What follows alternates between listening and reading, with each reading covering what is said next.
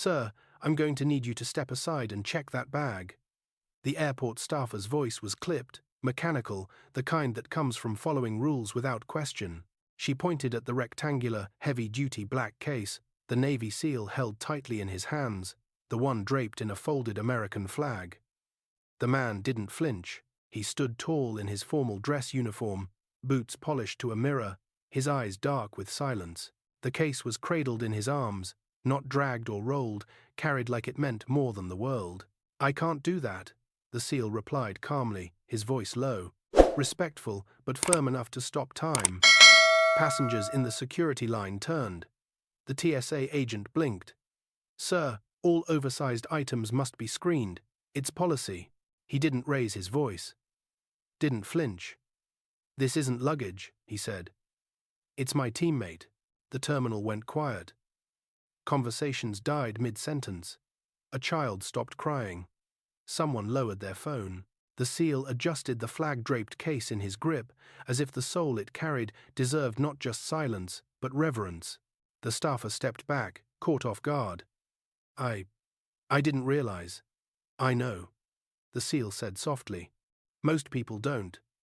A manager approached, overhearing the tension. "What's the issue?" he asked briskly.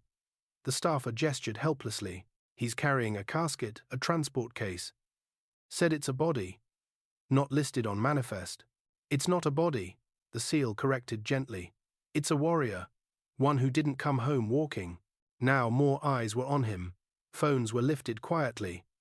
But no one dared speak. The SEAL's eyes remained forward, focused on nothing and everything all at once.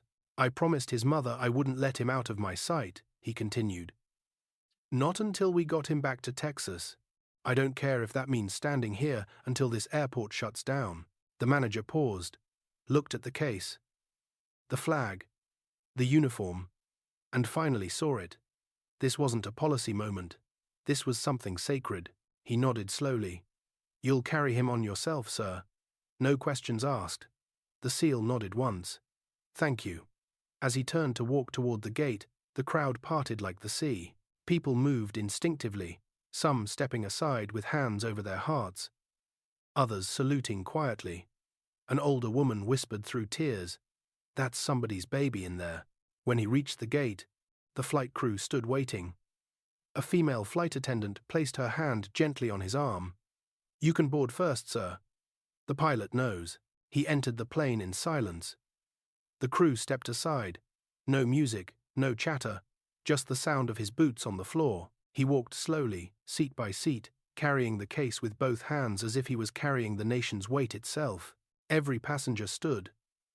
Not because they were told to, because they couldn't sit while watching a hero carry a brother home. He placed the case gently across a row of empty seats in the front, specially cleared. He sat beside it, didn't sleep, didn't speak, just stared forward, watching. And when the plane landed, he stood again, first lifting the case with the same steady grip. He exited to find a silent terminal and two Marines in full dress waiting.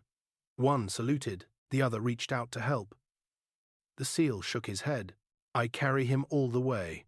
As he passed through the terminal, travelers stood in rows, hats removed, heads bowed.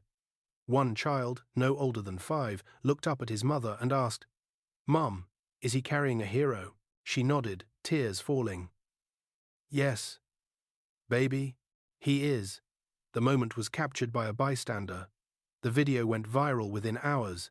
No captions, no edits, just raw silence, respect, and a single man keeping his word. Comments poured in. "I've never cried in an airport before." That SEAL didn't just carry a case. He carried every soldier who didn't get a welcome home. This is what honor looks like. But the SEAL never saw the video, never read the comments, because this wasn't for the world. It was for one man, one promise, one journey home. And sometimes the most powerful moments don't need to be loud. They just need to be real.